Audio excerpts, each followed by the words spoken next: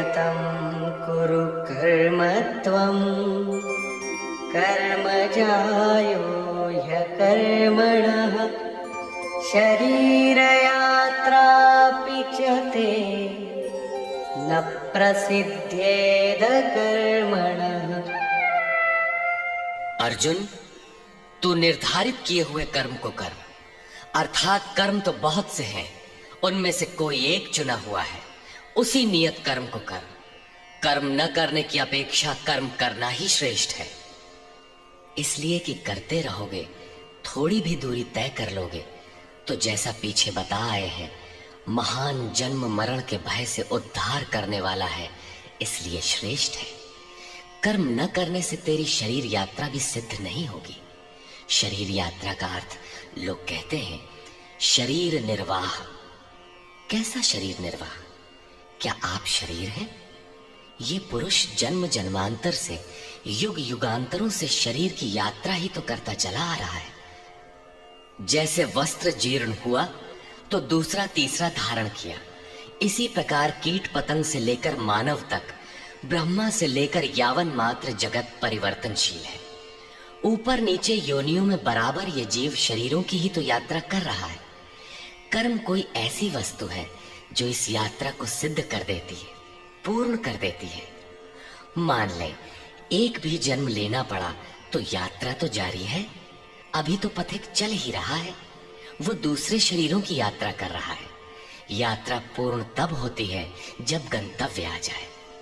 परमात्मा में स्थिति के अनंतर इस आत्मा को शरीरों की यात्रा नहीं करनी पड़ती, अर्थात शरीर त्याग और शरीर धारण वाला क्रम समाप्त हो जाता है। अतः कर्म कोई ऐसी वस्तु है कि इस पुरुष को पुनः शरीरों की यात्रा नहीं करनी पड़ती। मोक्ष से शुभात। अर्जुन, इस कर्म को करके तू संसार बंधन अशुभ से छूट जाएगा। कर्म कोई ऐसी वस्तु है जो संसार बंधन से मुक्ति दिलाती है। अब प्रश्न खड़ा होता है कि वो निर्धारित कर्म है क्या? इस पर कहते हैं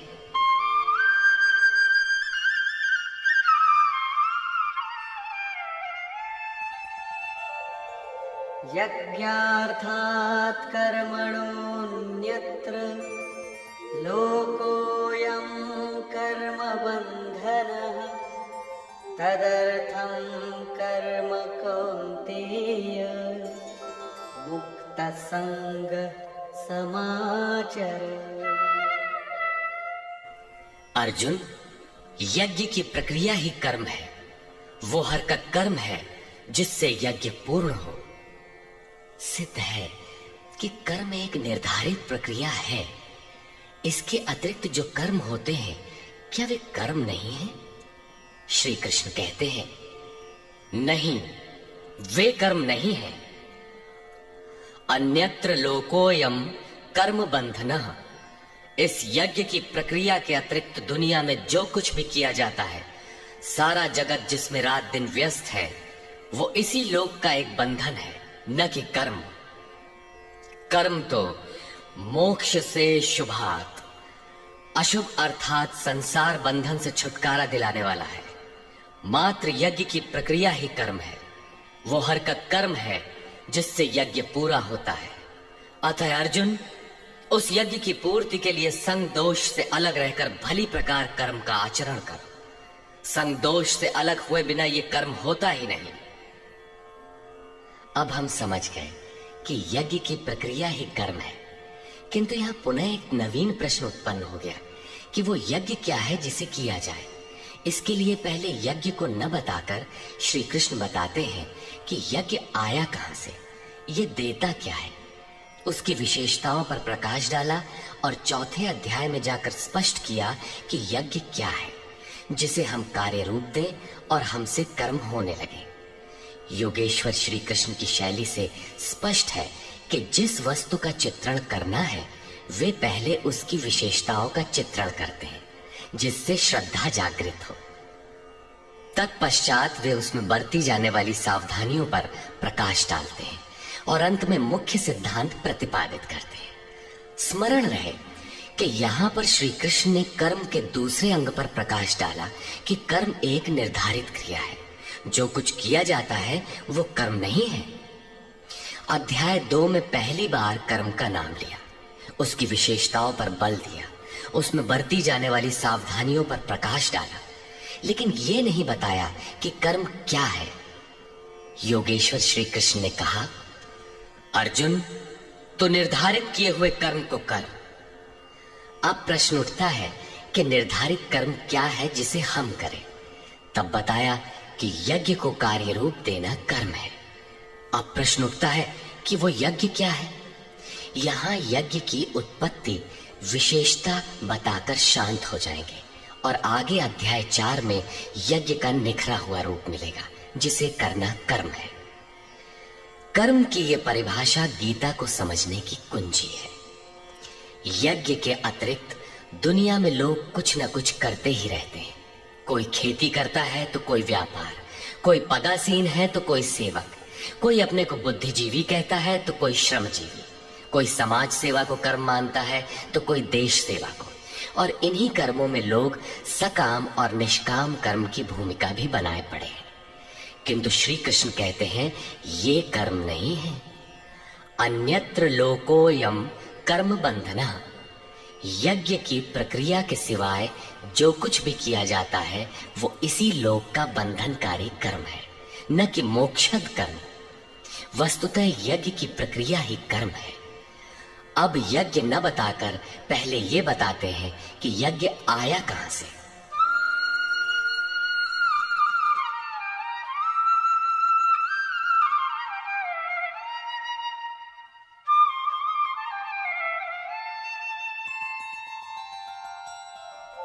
सह यज्ञाः प्रजा सृष्ट्वा पुरोवाच प्रजापतिः अनेन प्रसविष्यध्वम् ईशवोस्त्विष्टकामधुक्।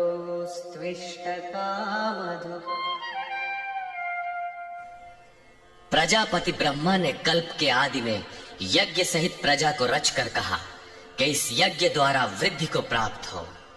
ये यज्ञ तुम लोगों को इष्ट कामधुक, जिसमें अनिष्ट न हो, विनाश रहित इष्ट संबंधी कामना की पूर्ति करने वाला हो। यज्ञ सहित प्रजा को किसने रचा? प्रजापति ब्रह्मा ने। ब्रह्मा कौन? क्या 4 मुख और 8 आंखों वाला देवता जैसा कि प्रचलित है? नहीं, श्री कृष्ण के अनुसार देवता नाम की कोई अलग सत्ता है ही नहीं। फिर प्रजापति कौन है? वस्तुतः जिसने प्रजा के मूल उद्गम परमात्मा में प्रवेश पा लिया है वो महापुरुष प्रजापति है। बुद्धि ही ब्रह्मा है। अहंकार शिव बुद्धि अज, मन शशि चित्त महान। उस समय बुद्धि यंत्र मात्र होती है। उस महापुरुष की वाणी में परमात्मा ही बोलता है। भजन की वास्तविक क्रिया प्रारंभ हो जाने पर बुद्धि का उत्तरोत्तर उत्थान होता है। प्रारंभ में वो बुद्धि ब्रह्म विद्या से संयुक्त होने के कारण ब्रह्मविद कही जाती है। क्रमशः विकारों का शमन होने पर, ब्रह्म विद्या में श्रेष्ठ होने पर ये ब्रह्म विद्वर कही जाती है। उत्थान और सूक्ष्म हो जाने पर बुद्धि की अवस्था विकसित हो जाती है। वो ब्रह्म विद्वरीयान कहलाती है। उस अवस्था में ब्रह्म विद्वेत्ता पुरुष दूसरों को भी उत्थान मार्ग पर लाने का अधिकार प्राप्त कर लेता है। बुद्धि की पराकाष्ठा है ब्रह्म विद्वरिष्ठ, अर्थात ब्रह्मविद की वो अवस्था जिसमें इष्ट प्रवाहित है। ऐसी स्थिति वाले महापुरुष प्रजा के मूल उद्गम परमात्मा में प्रविष्ट और स्थित रहते हैं। ऐसे महापुरुषों की बुद्धि मात्र यंत्र है। वे ही प्रजापति कहलाते हैं। वे प्रकृति के द्वंद्व का विश्लेषण कर आराधना क्रिया की रचना करते हैं। यज्ञ के अनुरूप संस्कारों का देना ही प्रजा की रचना है। इससे पूर्व समाज अचेत अव्यवस्थित रहता है। सृष्टि अनादि है। संस्कार पहले से ही है, किंतु अस्त व्यस्त विकृत है। यज्ञ के अनुरूप उन्हें ढालना ही रचना या सजाना है। ऐसे महापुरुष ने कल्प के आदि में यज्ञ सहित प्रजा की रचना की। कल्प निरोग बनाता है। वैद्य कल्प देते हैं, कोई काया कल्प करता है। ये क्षणिक शरीरों का कल्प है। वास्तविक कल्प तो तब है जब भवरोग से मुक्ति मिल जाए।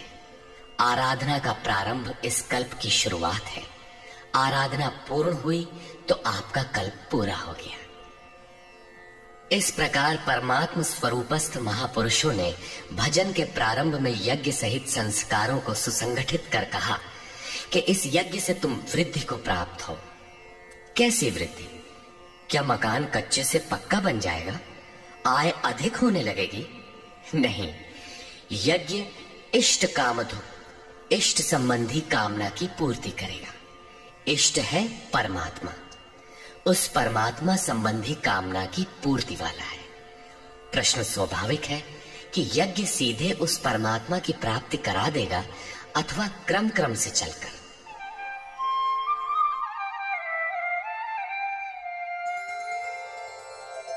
देवान् भावयतानेन ते देवा भावयन्तु वः परस्परं भावयन्तः श्रेयः परमवाप्स्यथ। इस यज्ञ द्वारा देवताओं की उन्नति करो, अर्थात दैवी संपत्ति की वृद्धि करो। वे देवता लोग तुम लोगों की उन्नति करेंगे।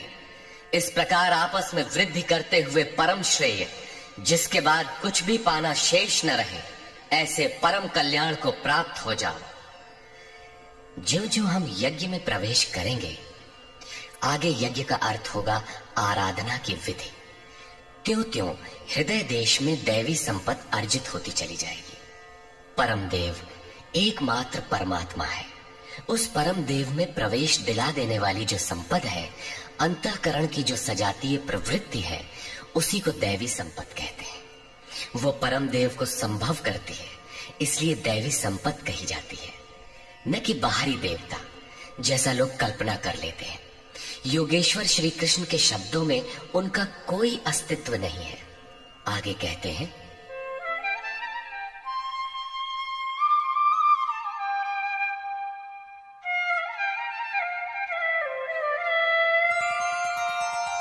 इष्टान् भोगान् हि वो देव दास्यन्ते यज्ञभाविताः तैर्दत्तान् प्रदायैभ्यो यो भुङ्क्ते स्तेन एव सः। यज्ञ द्वारा संवर्धित देवता दैवी संपत्ति आपको इष्टान भोगान ही दास्यन्ते, इष्ट अर्थात आराध्य संबंधी भोगों को देंगे, अन्य कुछ नहीं। तैहि दत्तान, वे ही एकमात्र देने वाले हैं। इष्ट को पाने का अन्य कोई विकल्प नहीं है।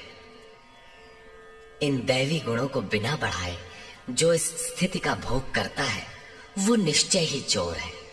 जब उनसे पाया ही नहीं तो भोगेगा क्या? किंतु कहता अवश्य है कि हम तो तत्वदर्शी हैं। वो निश्चय ही चोर है, न कि प्राप्ति वाला।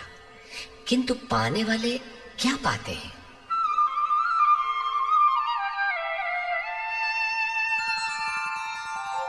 यज्ञशिष्टाशिनः सन्तो मुच्यन्ते सर्वकिल्बिषैः भुञ्जते ते त्वघं पापा ये पचन्त्यात्मकारणात्। यज्ञ से बचे हुए अन्न को खाने वाले संतजन सब पापों से मुक्त हो जाते हैं। दैवी संपत्ति की वृद्धि करते करते परिणाम में प्राप्ति काल ही पूर्ति काल है। जब यज्ञ पूर्ण हो गया तो शेष बचा हुआ ब्रह्म ही अन्न है। इसी को श्री कृष्ण ने दूसरे शब्दों में कहा, यज्ञ शिष्टामृत भुजो यान्ति ब्रह्म सनातनम। यज्ञ जिसकी सृष्टि करता है, उस अशन को पान करने वाला ब्रह्म में प्रविष्ट हो जाता है। यहां वे कहते हैं कि यज्ञ से शेष बचे हुए अशन को, ब्रह्म पीयूष को पान करने वाला सब पापों से छुटकारा पा जाता है।